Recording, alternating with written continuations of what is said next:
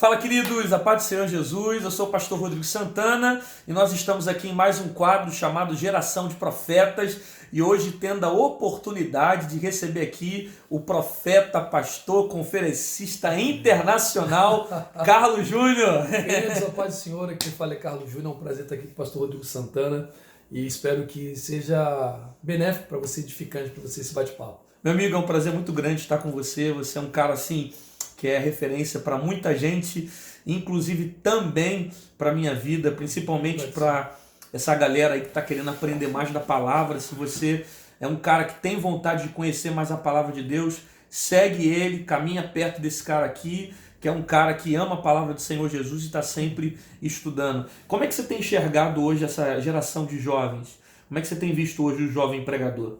Olha, tem um lado bom, né, da juventude atual, da galera que está vindo, falando mais dos jovens, né, que são mais curiosos,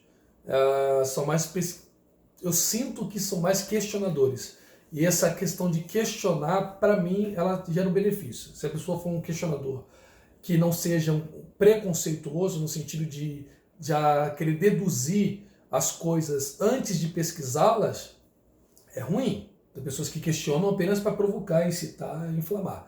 Agora, quando você é um questionador a fim de descobrir, desvendar ou solucionar as coisas, é muito benéfico, porque você cria até uma dialética, né? Tese, antítese e síntese, e você choca ideias e tenta chegar a um apuramento mais correto. Eu sinto que essa geração agora, essa galera nossa, ela questiona mais. Então, se você prega, uma galera mais séria, né? No geral falando, e você não embasa muito bem seu argumento, sua homilia não é muito bem estruturada, você acaba tendo um sermão que não edifica tanto ou que fica ponta solta. E antigamente as pessoas, eu não gosto do termo, pastor Rodrigo, frase de efeito, eu acho pejorativo, tá?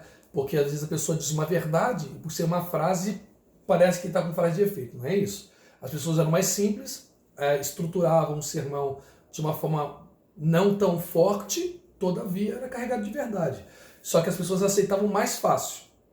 Hoje a aceitação é um pouco mais questionada. Então acho que se essa geração debruçar essa inquietação de descobrir as coisas pelo estudo, eu acho que tem tudo para dar certo. Você fala que hoje a galera hoje possui um senso crítico maior do que a geração anterior, né? No sentido de absorver, de apontar, de ver mais ou menos a ponta, por onde está indo o caminho. E assim, e como você tem visto a maneira como esses jovens têm sido discipulados? Né? Porque, por exemplo, tem jovens que são discipulados pela internet. Isso. O cara segue YouTube, o cara segue... Não é que seja errado você ter referências, né? Mas como você enxerga isso, essa visão do cara que é influenciado por essa alta geração de... Rapaz, assim, pastor, eu acho assim, o senhor falou tudo agora. Ter referência é uma coisa, né? Agora, o problema é que, eu não sei, eu tenho um tempo só de construir um raciocínio aqui. Não, meu filho, fica à vontade. Tem um escritor que ele diz uma grande verdade, que é o Zygmunt Bauman, em um dos seus livros, que ele diz lá na introdução do seu livro, não lembro qual foi o livro, que por volta de 2006 houve um boom nas redes sociais e houve uma migração muito maciça de jovens de 13 e 18 anos de idade para a rede social, e o termo socializar perde o uso e acaba criando o termo pisar na rede, colocar o pé na rede.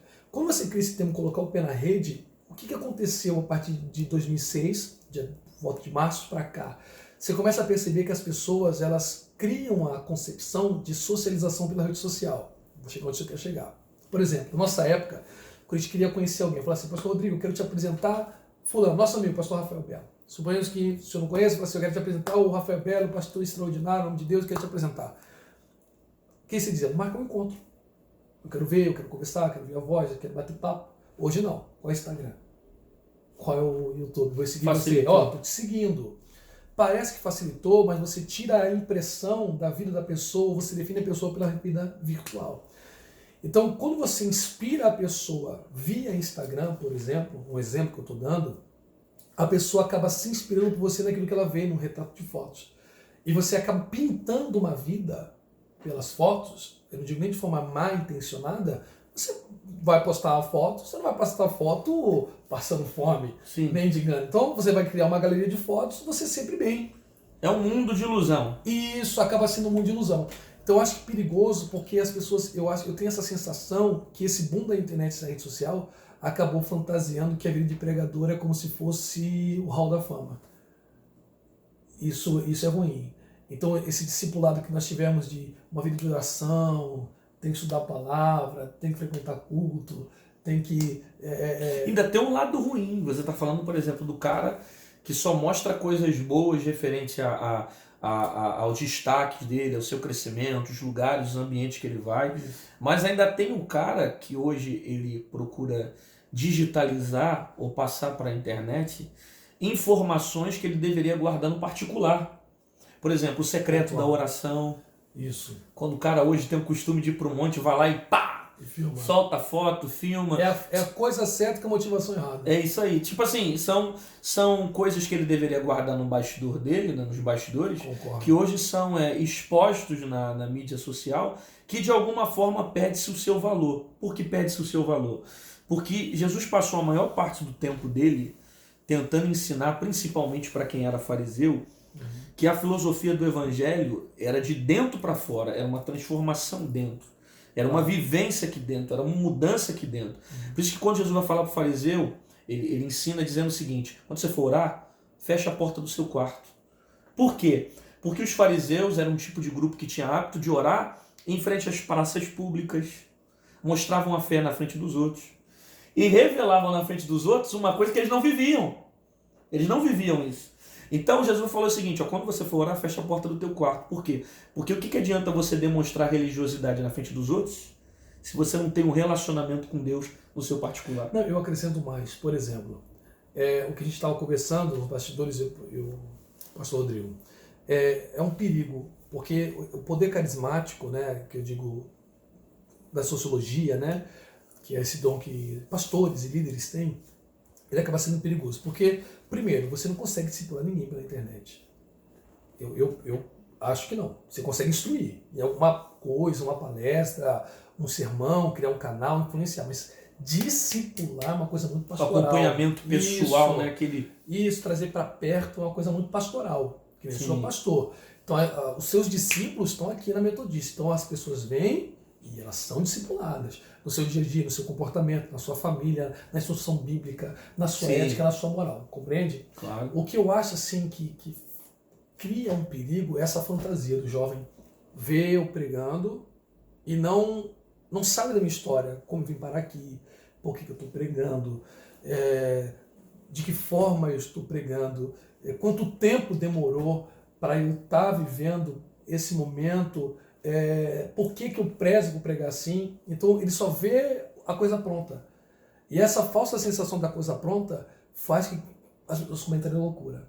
Eu quero ter essa vida pela rede social, eu quero ter isso, mas ele não sabe qual é a trajetória correta para chegar. Ele vê a colheita, mas não vê as sementes. As sementes. Você só mostra a colheita, o resultado daquilo que é bom também. Daquilo que é bom. Que é ruim, a gente esconde. A gente esconde. E o perigo? Qual é o tipo de colheita que eu estou mostrando para essa geração, que eu estou seduzindo essa geração? E aí cai a responsabilidade para os dois lados. Das pessoas que querem ser discipuladas porque elas se inspiram e até querem imitar, eu não sei se é ruim ou se é benéfico, mas acabam pelo trejeito, timbre de voz, jeito de postar a mão, de botar a mão, acabam imitando. E quem está influenciando?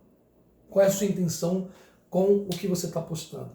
Que não, eu falei para o senhor, por exemplo, eu vou pregar, eu vou dizer uma coisa aqui séria, talvez eu seja criticado. Talvez eu seja criticado, mas eu vou dizer. Por exemplo, tudo que acontece na igreja num congresso são doações. De dízimos, de ofertas, de investimento de irmãos. Então os irmãos estão dizendo assim: pastor, eu creio nessa juventude, nós precisamos apacentar essa juventude, discipular essa juventude, você traz um pastor de fora. Então o que eu como durante esse congresso foi financiado por irmãos que acreditaram que o que Deus entregou a mim pode ser benéfico para a igreja. E aí eu posto foto do que estou comendo. Eu acho isso um perigo. Porque, primeiro, o que tem a ver? Você está motivando a galera com uma referência errada. Você está entendendo? Eu não estou motivando ela a orar, eu não estou motivando ela a ler, eu não estou motivando ela a escrever. Por exemplo, eu fiz uma live agora, uma série de lives no ano passado, sobre clássico da literatura ocidental. Muitos amigos falaram assim: você é maluco. Não, eu falei Shakespeare, falei sobre Cervantes, falei sobre Dostoiévski. Você lembra? Eu falei sobre alguns livros da cultura ocidental. Qual é a minha intenção? Puxar a leitura. Teve um rapaz que me deu um testemunho que naquele ano eu falei assim: poxa, vamos fazer um propósito, vamos ler no mínimo 80 livros no ano. Vocês conseguem? O rapaz me ligou, me mandou uma mensagem e falou, pastor, esse ano eu li 180 livros. 180 livros. Ou seja, dá para você discipular. O problema é como a gente está discipulando. E aí fica um chumbo trocado. Quem eu estou seguindo? Quem eu estou me inspirando? Se eu estou me inspirando pela vida que ele está mostrando ou pelo conteúdo que ele tem? São coisas que estão se confundindo muito. Uhum. Você entende? Sim. Por exemplo, o cara prega para 8 mil. Aí, será que o conteúdo... É o glamour, ele olha pro glamour. Isso, essa é a palavra que eu estava procurando. Ele olha pro glamour e acaba... Não, vou seguir esse cara. Mas o conteúdo que ele está transmitindo é benéfico? É bom para minha alma? Então é complexo. Eu acho que a internet é ainda um lugar que eu acho que nós, na grande maioria, não sei se vai caber muito bem, não é muito bom para discipular, porque dá voz para todo mundo e nem todo mundo está preparado para aquilo. Não, e na verdade, vai orientar muita gente, vai instruir muita gente, vai influenciar muita gente. E se você é um cara, por exemplo, que tem um desejo de, poxa, não gosto da internet porque não quero utilizar dessa forma, você acaba deixando de disseminar o bem, você acaba deixando de instruir de maneira correta. Porque se você se incomoda com a filosofia de alguns que pregam heresia, que trazem um conteúdo errado, que está influenciando essa juventude de maneira errada, e você não manifesta essa opinião, aí entra a frase de Martin Luther King, né? Que o que me preocupa não é o grito dos maus, é o silêncio dos bons. É quando você não se manifesta, é quando você não se posiciona. E assim, eu concordo com base no que você falou, mas eu acho também que é fundamental a gente centralizar para a vida do jovem os evangelhos, a palavra. Eu acho importante o cara ler. Por exemplo, você tem que ler 120 livros, 140 livros, desde que ele lê muito mais a Bíblia. A sua base, a minha base tem que ser a palavra. A palavra ela tem que refletir no meu cotidiano, na maneira como eu vivo, na forma como eu penso. Inclusive, várias vezes o pessoal pergunta para mim, e aí, o que você está lendo? De onde você tirou isso? Eu falo, da Bíblia. Eu tô lendo Bíblia. Porque eu não quero incentivar o pessoal a chegar e ficar lendo Calvino, ficar lendo Arminio. Não é que eu seja contra, por favor, eu sei que para você, que lê pra caramba, é uma heresia. Eu não estou querendo contradizer você esse aspecto. Eu só me preocupo às vezes do cara se preocupar mais com filosofias, com Aristóteles, com não sei o quê, e ele acaba desvinculando de Cristo, perdendo a centralidade de Cristo. Não, eu concordo. O que eu digo é o seguinte, por exemplo, eu acho a Bíblia, pastor, um livro vivo. Não é?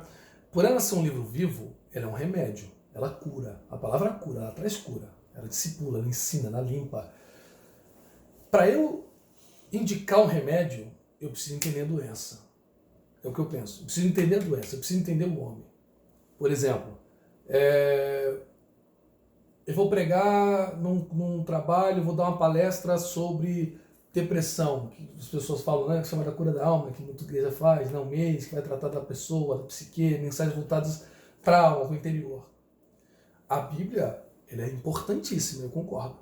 Mas quando eu puxo um dado científico, sociológico, que possa contribuir com uma explicação do hoje e apresentar a Bíblia como fundamento para resolver aquele problema, é de suma importância.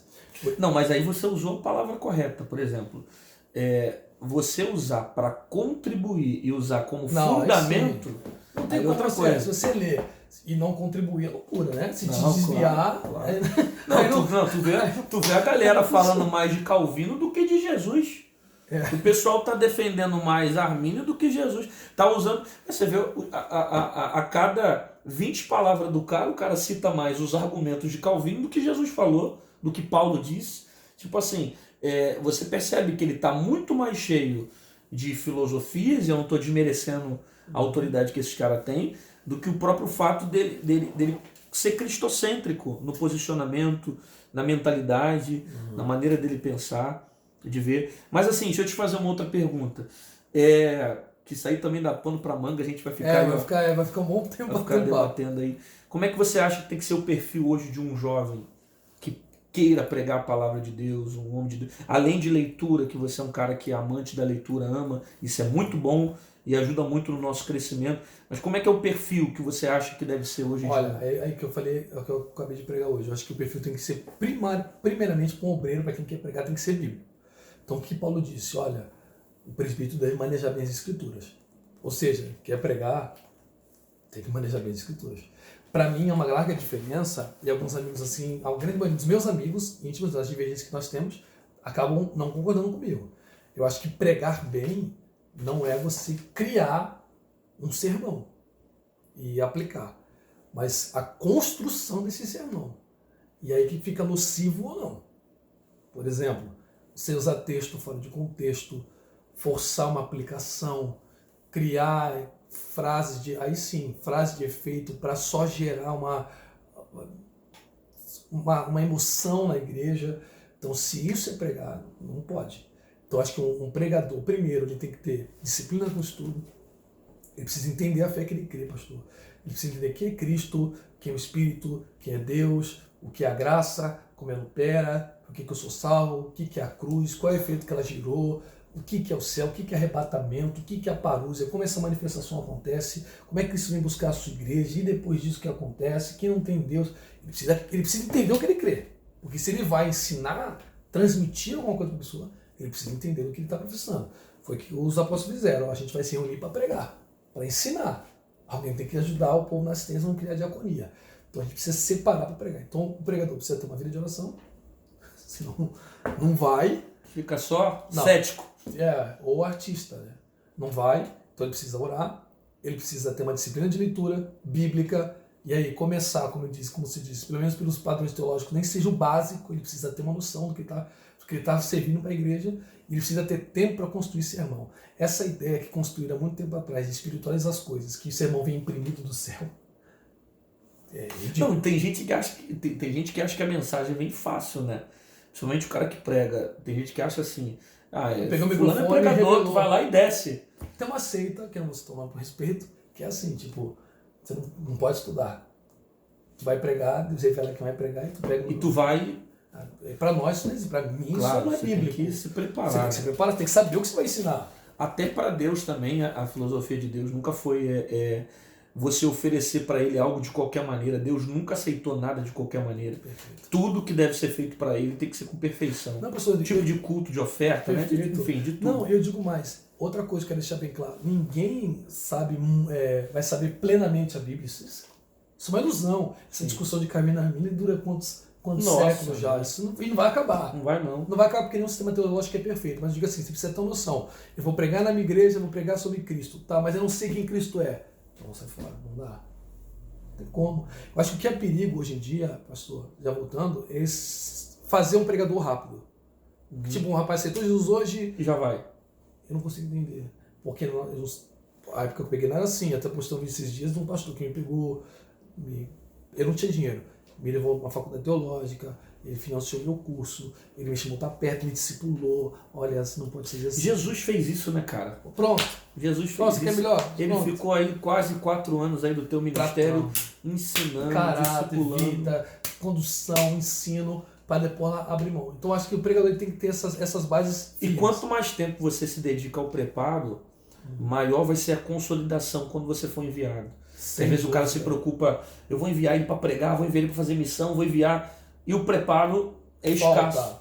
E eu sou do meio pentecostal, da Assembleia de Deus, a gente pegou muito essa época, por exemplo, você sempre teve, né? Mas hoje está mais forte. Vou preparar um missionário. Você viu o cara no país, ele não sabe falar o idioma, ele não conhece a cultura, ele não sabe como abordar a pessoa lá, ele não sabe que tipo de abordagem vai ter, ele não teve um preparo de missão específico para aquela localidade. Eu já achava, por exemplo, diácono. Eu estava conversando com o pastor amigo meu esses dias. Você parar diácono, por exemplo, eu tenho que pegar esse diácono, na minha opinião, chamar a esposa dele e falar assim, ó, nossa igreja, tem observado o seu esposo, temos observado de vocês, como diz a Bíblia, você cumpre esse requisito bíblico. Nós queremos separar o seu esposo para diácono. Porém, diácono conta na escala, chega cedo e sai tarde. É ou não é? Claro. Perdão, vou precisar dele para servir alguma coisa, para fazer alguma coisa, eu vou precisar desse diácono. A senhora está disposta? A tua esposa ficar lá fora, a ficar na porta? A senhora vai estar assistindo o culto, ele vai estar fazendo outra coisa? Está disposto? Estou. Vamos botar um tempo de observação. Vamos ver se dá para essa família suportar ajuda, o auxílio da igreja, porque é voluntário. Então, assim, você tem que ter esse preparo. O pregador é a mesma coisa. Eu não posso pegar o camarada assim, pregou uma vez, 1000 acessos na internet. Não. Vou convidar para pregar. Tá entendendo? Entendi. Não pode ter isso. cara vai mais pela exposição, né? Do que pela... Isso, do que pela estrutura do ministério, como você falou, o preparo que ele teve antes. Perfeito, meu amigo. Meu amigo, obrigado aí pela tua presença. Esse cara aqui é top. Segue ele nas redes sociais. Carlos Júnior, um pregador que Deus tem levantado nessa geração aqui para estar fazendo a diferença. E em breve aí você tá vendo aí ele rodando aí o mundo aí, falando da palavra. Obrigado aí pela tua presença. Bênção. Deixa o seu like no canal aí, se inscreve no canal, compartilha com seus amigos, seu colega. Se inscreve no canal dele também. Tu não tá com o canal no YouTube lá? Não, vai sair esse ano, vai sair. Vai sair, em nome de Jesus, vai sair esse negócio aí. Vai sair. E Instagram, como é que o pessoal faz? Instagram, carlosjunior.oficial. Me segue lá. Beleza, então. Bom? Valeu, Deus paz, abençoe. tchau. Paz.